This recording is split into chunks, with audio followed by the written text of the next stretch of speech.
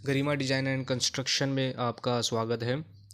आज की इस वीडियो में बताऊंगा आपको storage of cement as per CPWD guideline क्या होती है, क्यों ज़रूरत पड़ी हमें सीमेंट गोडाउन बनाने की, क्या इससे फ़ायदे हो सकते हैं, आज सब डिस्कस करेंगे इस वीडियो में। देखिए होता क्या है कि सीमेंट एक बाइंडिंग मटेरियल है जो कंस्ट्रक्शन फील्ड में काफ़ी यूज़ होता है और उसके पार्टिकल बहुत ही फाइन और स्मूथ होने के कारण जैसे ही मॉइस्चर के कांटेक्ट में आते हैं, और मॉइस्चर कहाँ से आता है, हो सकता है वाल से आए या फिर एयर मॉइस्चर हो, तो मॉइस्चर कहीं से भी आ सकता है। तो जैसे ही वाटर के साथ सीमेंट रिएक्शन करता है तो हीट ऑफ हाइड्रेशन होने के कारण वो अपना सेट होना शुरू कर देता है, जो कि अपना मिनिमम 30 मिनट होता है और मैक्सिमम 10 आवर्स होता है सेटिंग टाइम ऑफ सीमेंट।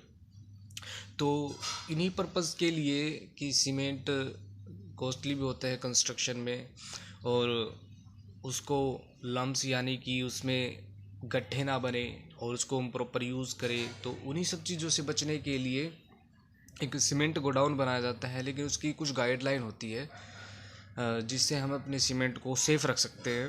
तो देखिए कैसे, वो कौन सी गाइडलाइन है मैं आपको बताता हूँ अभी। देखिए गोडाउन की बात करें कि दो गोडाउन किस तरह का गोडाउन होना चाहिए, बात करते हैं कि जो उसकी रूफिंग है, AC शीट और GI शीट या फिर कोई भी आप वाटर प्रूफिंग मटेरियल ले सकते हो अपनी लीकेज या फिर सीपेज को रोकने के लिए, मॉइस्चर को कंट्रोल करने के लिए। उसके बाद स्टैंडर्ड क्या कहते हैं कि जो आपकी हाइट है, फ्लोर हाइट, वो 2400 होनी चाहिए, और जो भी आप सीमेंट बैग रखोगे तो मैक्सिमम 10 बैग ही आप हाइट में रख सकते हो, और वो भी अल्टरनेटिंग पोजीशन पे।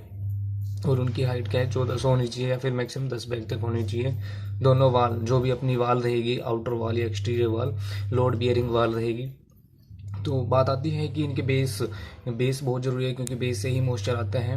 और वाल से कितनी डिस्टेंस पे होना चाहिए, देखिए आप प्लान देखिए कि ये बैग्स हैं, हमारे बैग्स की पोजीशंस है, और बैग्स यानी एक्सटीरियर वाल से 600 mm की डिस्टेंस पे अपने बैग रखे होने चाहिए, और मिनिमम से मिनिमम अपना डोर होना चाहिए 600 mm ईच वाल से 600 mm, और बीच में जो पैसेज एरिया है, पैसेज एरिया में भी 600 mm अपनी, ताकि मूवेबल या फिर रिसीविंग मटेरियल आप इजीली उठा सको। उनके बीच में स्पेस 600 mm का होना चाहिए, वाल से सीपेज या फिर मॉइस्चर आना कंट्रोल हो जाएगा। और बात करते हैं कि हम बेस से कैसे मॉइस्चर को कंट्रोल कर सकते हैं। प्लैंक जो कि बात करते हैं प्लैंक की, तो प्लैंक एक तरह का प्लाई या फिर फट्टे बोल सकते हैं कि वो होता है। तो बात करते हैं बेस से कि कंपैक्टेड सॉइल है तो मिनिमम 150 mm डेप्थ तक की अपनी सॉइल होनी चाहिए। और कंसोलेटेड सॉइल की बात करेंगे कि 150 mm होनी चाहिए। उसके बाद 2 लेयर्स ऑफ ड्राई ब्रिक और 2 लेयर्स ब्रिक डालने के बाद आप या तो वुडन बैटन यूज़ कर सकते हो, या फिर उसके अलावा आप लीन कंक्रीट कर सकते हो। तो ये क्या है कि आपके मॉइस्चर को कंट्रोल करेगा, जो सॉइल से और वाल के बॉटम से इसी पे जाते हैं। और उसके बाद प्लैंक यानी प्लाई या फट्टे को रख सकते हो। उसके बाद ही आपको स्टैगिंग करनी है सीमेंट की। CPWD गाइडलाइन क्या कहती है, जो मैंने स्केच में समझाया ऑलमोस्ट वही गाइडलाइन ही है कि cement bag shall be stored at the work site where.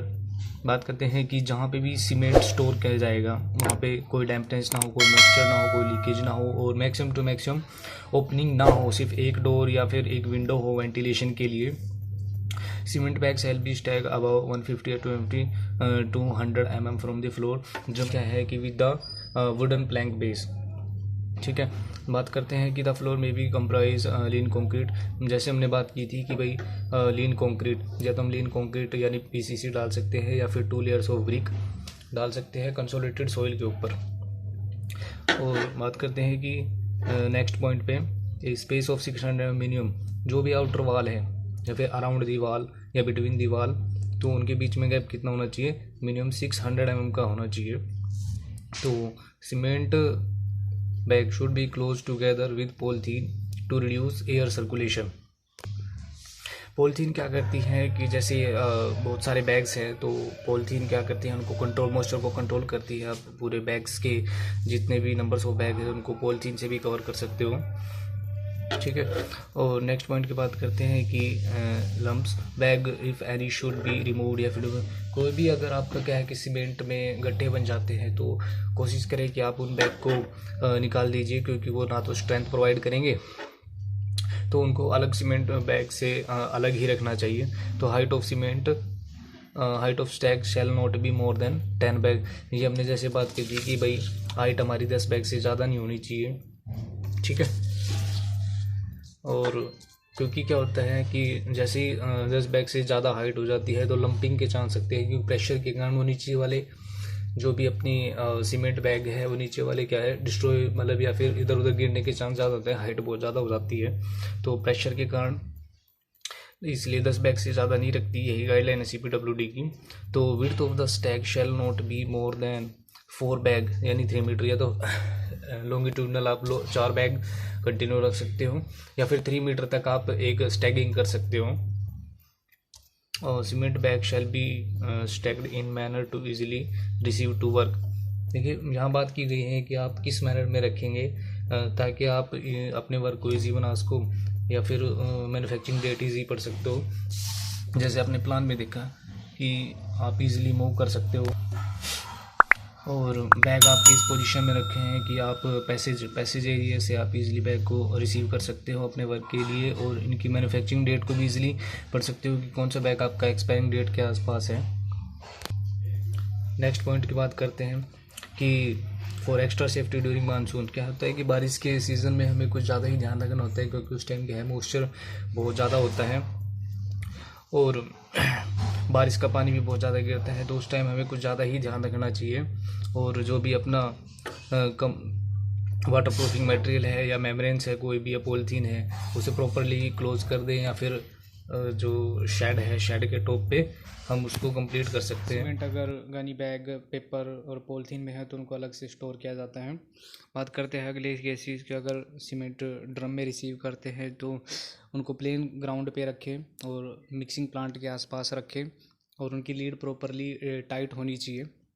बात करते हैं अगले केस की। अगर सिलो के केसेस में सीमेंट को रिसीव करते हैं तो इसमें भी बात आती है कि मिक्सिंग प्लांट के आसपास ही हो, जिससे हम इजीली जो बैचिंग प्लांट में उनका यूज़ कर सकें और प्रॉपरली यूज़ कर सकें। अगर वीडियो अच्छे लगे हैं तो लाइक करो, शेयर करो, सब्सक्राइब करो। अगर कुछ डाउट है तो कमेंट करो। मिलते हैं नेक्स्ट वीडियो में। Thank you.